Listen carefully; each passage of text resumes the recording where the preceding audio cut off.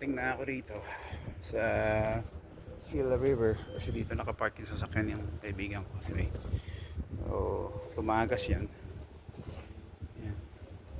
Tinanggal ko yung battery. Ang tagas na nasa ilalim. Hindi ko alam kung hose siya o ano, pero maraming tagas. Yan. Tinanggal ko na yung air filter. Yan. Masyado matrabaho dahil we gotta remove this just to see what's at the back right there, kasi doon ko nakita yung matagas. So ngayon kailangan mong baklasin pa lahat, diba? Para maabot ng kamay mo at makita mo kung saan problema, kasi doon ko nakita nang gagaling yung tagas siguro pumutok na hose. So natanggal ko na yung baterya, yung housing, just to get to yan yung housing. Masyadong matrabaho. So sa likod tinanggal ko pati itong bracket na to. So hindi, eto dyan nanggagaling yung ano, hindi makita. So masyadong dyan yata nanggagaling yung ano, pero I have to remove this para makita ko, kasi connected yung hose na yun sa ilalim.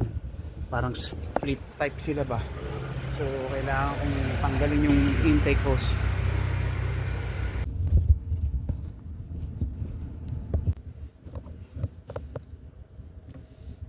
Nakikitang basa, ito lang ang basa nakikita ko. Yan.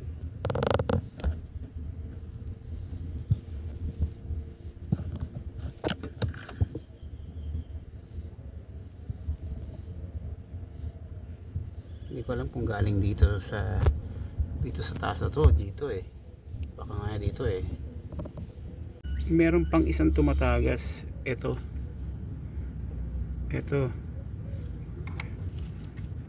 yan, pero ito yung hose na yan, papunta yan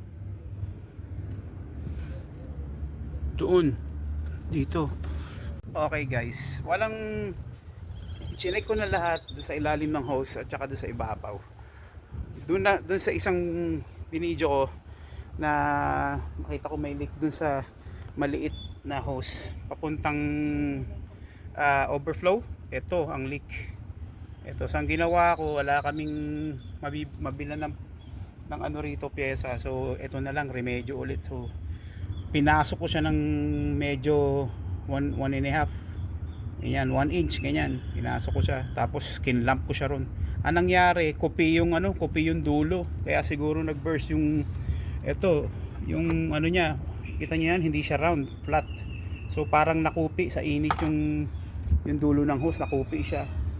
So nag-pinch yung pinaka tip ng hose, kaya siguro naghanap ng butas. So dun lumabas mismo sa hose, around it. So dun nag-burst out. So ngayon, let's see kung sana, cross fingers, sana kung wala naman akong nakitang leak doon. Chinek ko na lahat, hinawakan ko. Let's see, para umandar. Ayan. So ayan na, pinatutuyo ko lang. Tapos ginamit ko na yung cup nito. Kinap ko muna yung dulo para hindi tumapon. Buti kamo, laking bagay yung plug dito. Diba? Para-paraan lang guys. So nakabit ko na yung hose, nadikitan ko na. Ngayon ibabalik na natin sa yung parts ulit. Okay, nakikabit ko na lahat. Ito na. So i-start na natin. Tingnan natin kung ano mangyayari. Okay, May, start mo na.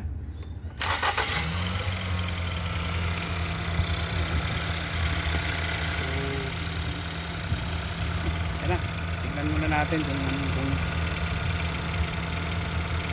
ayan. So yan, nagre-return siya, bumabalik kasi yan yung nag-leak Ayan, nakikita niya, bumabalik siya. Okay, sinusuka siya rin, bumabalik. Now it's running good. Kailangan na lang dagdagan yung coolant. This is way below minimum. So the hose right inside is working great, and temperature is good with AZ running right there. That's all good, it's all done. Okay guys, tapos na. Nasettle na natin yung problema. So kailangan na lang dagdagan ng coolant tong Ford ni May. Okay? So I have to go and need to take some rest. See you.